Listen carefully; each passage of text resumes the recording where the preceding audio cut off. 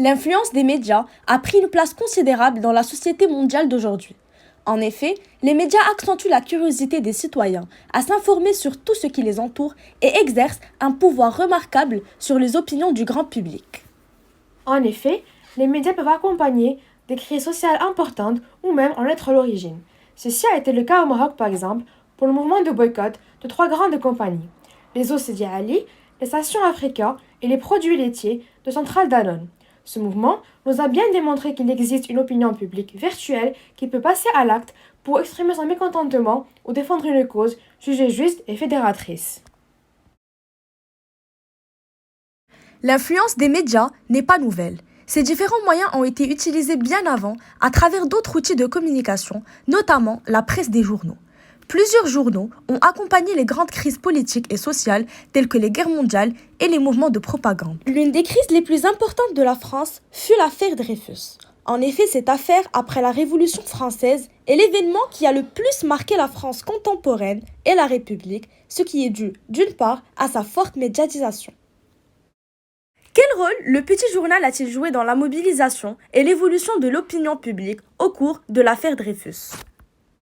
En effet, plusieurs journaux se sont intéressés à cette affaire, prenant différentes positions à propos de Dreyfus, un officier français d'origine alsacienne et de confession juive, qui a été accusé d'espionnage en faveur de l'Allemagne et donc de trahison pour la France. Le Petit Journal était l'un des journaux les plus influents du XIXe siècle et qui a le plus suivi cette affaire. Ce journal adoptait une position anti-Dreyfusarde en publiant une série de unes, de dessins et d'articles accusant et humiliant Alfred Dreyfus. L'une des unes les plus connues sur cette affaire est celle intitulée Le Traître, publiée le 13 janvier 1895 en réaction à la dégradation de Dreyfus qui s'est déroulée 8 jours avant cette publication dans la place des Invalides devant le grand public. Ce journal, à travers ce dessin, met en avant encore une fois cette scène humiliante de Dreyfus qui se voit retirer et arracher ses insignes, les fines lanières d'or de ses galons, les parements des manches, de la veste, ainsi que son épée par un adjudant de la garde républicaine. À travers cette illustration, le petit journal humilie et rabaisse Dreyfus qui garde une posture droite, la tête haute et reste passif face à cet acte déshonorant, le peignant ainsi comme un traître qui réclame son innocence. Ce jour, Dreyfus ne cessait de répéter « Soldats, on dégrade un innocent! Soldats, on déshonore un innocent! Vive la France! Vive l'armée !» Le Petit Journal fut très influent à cette époque, dépassant le million de lecteurs à partir de 1890. Ce dernier, anti-Dreyfusard, influence l'opinion publique et accentue sa haine contre Dreyfus. En 1895, Dreyfus est détenu au bagne de l'île de Diable pendant plus de 4 ans. Contraint au silence absolu, surveillé jour et nuit, sans nouvelles des siens durant de longs mois, ignorant et du combat mené par ses partisans et des découvertes en sa faveur, il endura haine, isolement, touffeur, vermine et précarité. Le Petit Journal, suivant toujours le déroulement de cette affaire de près, ne manqua pas cette déportation. En effet, il publia à la une, le 27 septembre 1896, un dessin intitulé « Dreyfus à l'île du Diable ». Dans cette illustration, le Petit Journal nous présente Dreyfus assis sur une chaise, pensif, près d'une maisonnette. À sa gauche se tient un soldat, debout, le surveillant de près. Dans cette illustration, le dessinateur dissimule les détails de la dureté et de la difficulté des conditions de vie sur cette île du diable. En effet, d'après les informations sur cette île, il est propos de Dreyfus. Cette île est connue comme étant un vrai cauchemar. Dreyfus a vécu dans différentes cases, les unes pires que les autres. La dernière case fut la plus atroce. Elle était munie d'une petite fenêtre qui laissait passer que très peu de lumière et d'air, et le privait de la vue sur l'extérieur. Il était seul et vivait dans une chaleur intenable. Il ne parlait à personne, puisque les soldats n'avaient pas le droit de lui parler. De plus, l'île était infectée de moustiques dangereuses. Dreyfus a dit « La vue de la mer du dehors m'est interdite.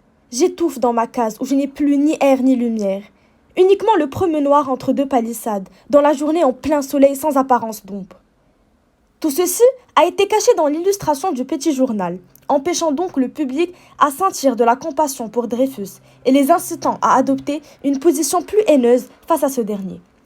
L'opinion publique a carrément réclamé la peine de mort après sa déportation.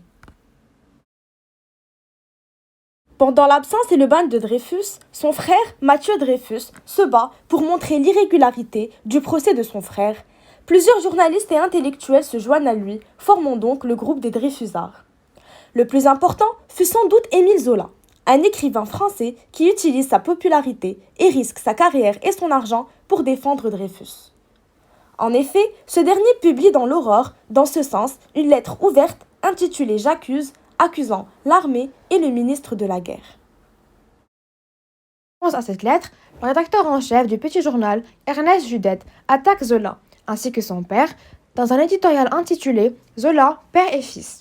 Dans cet article, Ernest Judet accuse le père de Zola, François Zola, un militaire italien, d'avoir procédé à un détournement de fonds et d'avoir été chassé de l'armée au moment où il s'était engagé dans la Légion étrangère en 1830. Selon lui, ceci explique alors l'animosité de Zola contre l'armée. Elle héritait alors de son père. L'obstination criminelle du romancier, sans patrie, reste un phénomène monstrueux dont toutes les hypothèses n'ont pu donner l'explication absolue. À l'origine, il doit y avoir certainement une cause plus profonde, quelques tâches sinistres, quelques mystères inouïs, quelques fêlures inconnues, quelques hontes corruptrices que nul n'a sondées et qui dominent implacablement l'œuvre impure comme la vie infâme de Zola. J'ai cherché, j'ai trouvé. En mai 1832, le père de Zola est arrêté pour vol et malversation, subit une détention de 2 mois. Poussé par l'horreur qu'il partage avec toute sa famille du conseil de guerre, il fait jouer ses relations. Zola renonce à son rang et à tous ses droits dans l'armée française. Judet sous-entend en fait tel père, tel fils.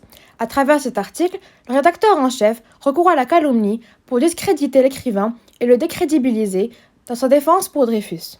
Le Petit Journal, en accusant ainsi un Dreyfusard, remet donc en cause l'innocence de Dreyfus et renforce la position de l'opinion publique contre lui.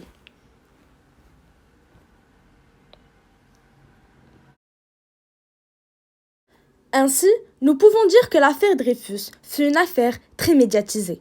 En effet, elle possède le plus grand tirage de presse quotidienne au XIXe siècle.